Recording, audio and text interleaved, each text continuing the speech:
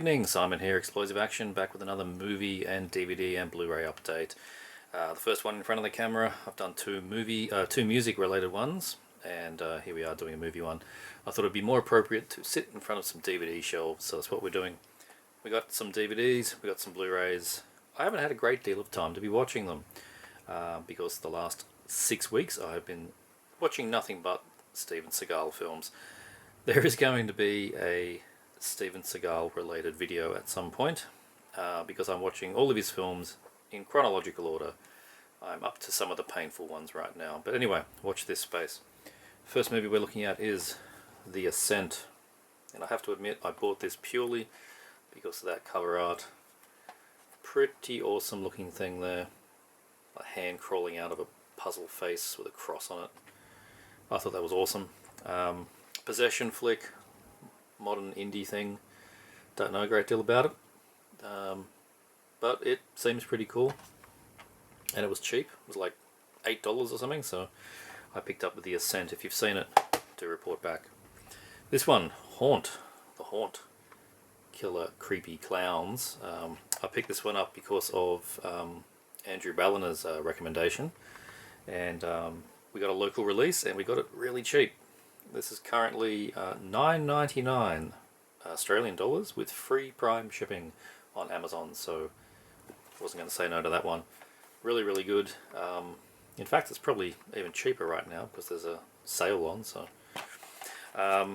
yeah, really good deal, but I haven't watched the film yet. But it's a Halloween related horror with clowns, so I expect it to be pretty good fun. That's Haunt. Some sci-fi channel nonsense here. Beast of the Bering Sea. Look at that. That's one hell of a creature. This is fairly modern sci-fi. It's back now when they're called Sci-fi, S-Y-F-Y channel. These are damn sea vampires. I mean, come on. I had to get this. It looks craptacular. Sharknado star Cassie Skirbo is in this film. I don't know, but yeah, it's gonna be a sci-fi channel film, and it's gonna be craptacular. I mean, look at these things.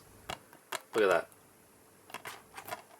that. No brainer. And neither was Flying Monkeys. Oh yeah, flying fucking monkeys. Oh Jesus, what am I doing with my life? You're not in Kansas anymore. This one looks spectacular. The covers on these things are often some of the highlights. We'll see how we go when I actually get to watching the film. It's a bit of a crapshoot. Sometimes they're just amazingly good fun, and sometimes they are 85 minutes of people talking and crying, and then occasional bad CG animals. But let's hope that this is one where it's just killer flying monkeys. So see how we go with that. Got some action star related movies. We got Oliver Gruner, or Olivia Gruner, he does go by both. TNT, this is a Region 1 DVD. Luckily found this one on local eBay for like $6 or something, which is pretty good, considering it's an import disc and hasn't had a local one, so there you go. TNT, from about mid-90s, I think, 97. Not one of his that I've seen. It's got Eric Roberts as well. I do like Gruner's films. Good hard-hitting action. And this one, he is... what are we doing? Covert team of mercenaries. And his code name is Yankee. That's pretty good. And yeah, I hope there is some explosive action in this film. He's forced to fight. Forced to fight is one of my favourite phrases in action. If somebody is forced to fight, you're in for a good time. Grid Runners. This one I think is also called Virtual Combat. Local Australian DVD. You can get these brand new and sealed on eBay for $4.99 and free shipping. It's a no-brainer. Yeah, this is another 90s, I think. Probably around about the same time as TNT. 96, 97. And not a Don the Dragon that I've seen. So, looking forward to checking this one out. Do write back if you have seen Grid Runners, aka Virtual Combat. The American cover is much nicer than this, but it's $5. Pick it up, of course. Next DVD, and this one has a review on my site, but not from me, explosiveaction.com, and you will see a review for Last to Surrender, which is a Rowdy Roddy Piper film with Han Soo-ong as well. But the review was a guest review by your friend of mine, Extra the Mutilator, who did that one for me. And now I can watch it without having to do a review, which is really good. This is the local Australian DVD, which is clearly a rip-off of the US one. It's exactly the same, except for it's got the RBC Entertainment logo, who are well-known grey marketeers. The disc itself, when I popped it in the machine, is clearly just a replica. I'd prefer the proper American one, but it was $3 or something like that. This cost me next to nothing, so hey, that'll do. And it's more Roddy Piper for the collection. He is pursuing drug runners into the jungles of Burma and resulting in an action-packed take-'em-down fight to the finish. Amazing, amazing. And the last DVD is the brand new DVD release of John Henry. This looks spectacular. Terry Crews and a giant hammer. Hopefully he is hitting people over the head with said hammer. Going in blind, I didn't watch a trailer. I have to get to this film. It's Terry Crews with a giant hammer. Okay, I had to get it. I'm noticing a thing at the moment with American action films. More and more are not getting Blu-rays, and more as well are getting DVDs that are DVD-Rs.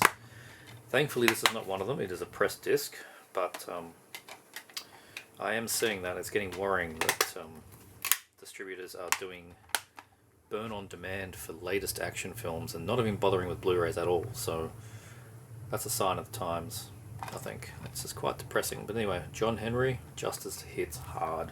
Looks awesome. Moving to the Blu-rays. Got the Ip Man or IP Man trilogy. Really nice little set, this one, quite cheap. The Donnie Yen 3 films. There's a fourth one now. I have ordered it. It's been in the post for over a month. Thank you, COVID-19. But yeah, the only film I've seen of this set so far is the first one, which was really, really good. Some spectacular fights in it. The whole story is about Ip Man, who was the... he trained Bruce Lee. I mean, that's one of the things he's known for. 4-disc set, which is really good. I had to replace the case on this thing. This is put out by Well Go USA, and they thought it was a good idea to have discs stacked on top of each other.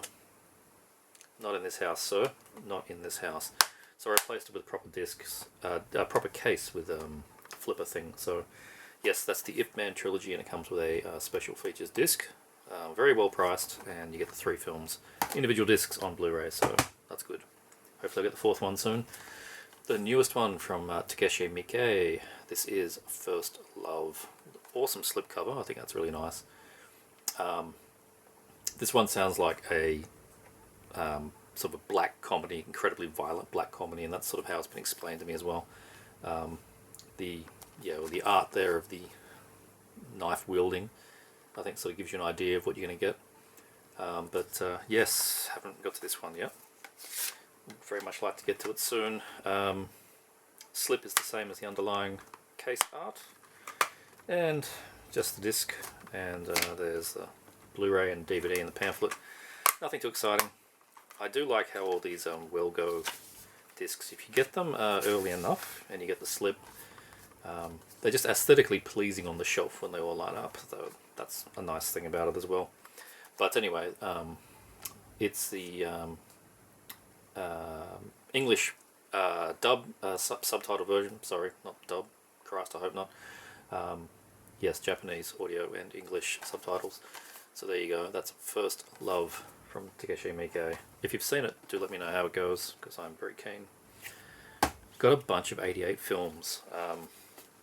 In this virus landscape we live in, everything is taking forever to get to me, with the exception of 88 films, because if you spend enough, you get their 88 Films points, and then you can use those points towards free shipping, and you can use that free shipping for expedited shipping, and they send that FedEx, and you get that stuff in a week. It's amazing. So I got the new Jackie Chan Heart of Dragon. Nice slip on this one. I have the original poster art underneath. These are really, really lovely 2K transfers. You get booklet and cards and stuff. Really good. They're putting a lot of effort into these Chans, which is really nice to see. Them and Eureka, both UK companies, are doing great work with these. It's chock full of features, alternate cuts of the film. You've got different audio.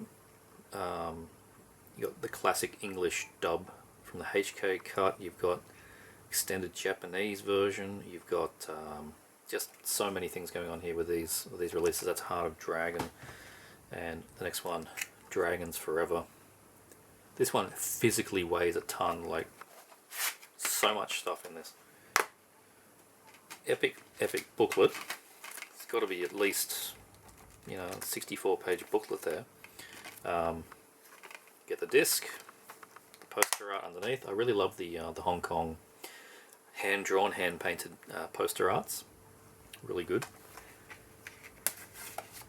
And obviously the newly commissioned art on the slip. And yeah, this one's a 4K restoration of the Hong Kong version and remastered Cantonese audio, translated subtitles, and all kinds of features and stuff. So really, really good. Another awesome release. And the third Chan that I picked up, this one is Miracles. Miracles I've not seen before. I've seen the other films before, but I've never seen Miracles. I do have the Hong Kong Legends DVD, but never got around to it. And now I have the 88 Blu-ray, so that's really good. Another Golden Harvest film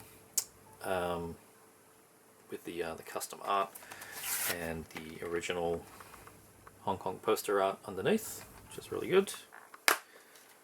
Another booklet. So much stuff.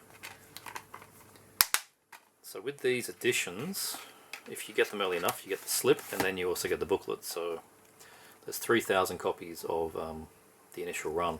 And I thought in this day and age of how niche Blu-rays are, 3,000, that'll last a while. Some of these have been lasting weeks, and then that's it. Then they're onto the retail cuts. So you do need to get into these pretty early. In fact, I've got one. I've had to go third party because I missed the slip edition. It went that fast. Hopefully it will eventually show. Anyway, another 4K restoration. All the dubs, all the subtitles, and all the features. It's chock full. Yet again, that's Miracles, Jackie Chan. Got a John Woo film here. This one predates Hard Boiled and The Killer. This one is Heroes Shed No Tears. Has an American release, which I was eyeing off, and then 88 they came out with this one, and I much prefer the art on this, it has to be said. And that's really good sort of photo cover art underneath from the original poster. 2K remaster from the 35mm negative. Very nice. Lots of stuff in that booklet. So this is, what year is this? 1986, and it's been on my list for a very long time to check out Hero Shed with No Tears. Everyone that I've talked to has said it is bleakly violent, and yeah, that was enough for me.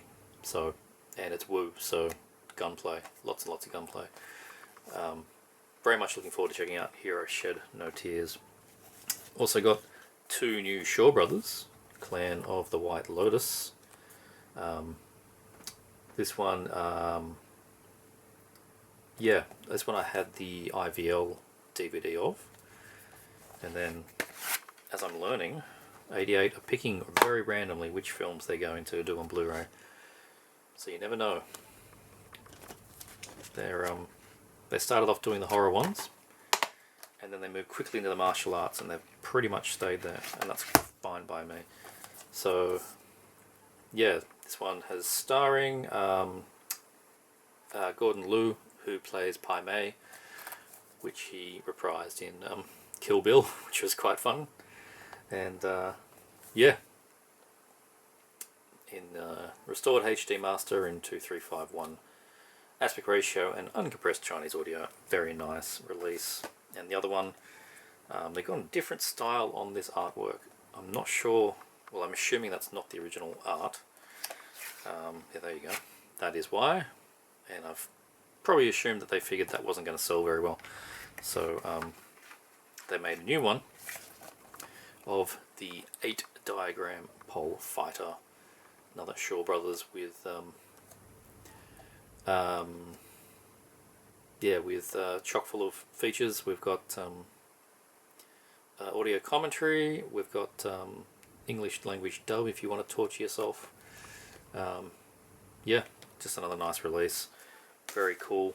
They're up to how many now? 25, 26 of the Shaw Brother range. Very cool. We got one more in the Italian range, Brothers Till We Die, a Thomas Millian film. Haven't seen this guy before, but I've heard it's good. Yeah, Umberto Lenzi, who did you know, Cannibal Ferox and well, in the other film that's about to be shown in the moment, all kinds of giallo and horror films, but he also did a bunch of Eurocrime. And very cool. We've got this one with Thomas Millian.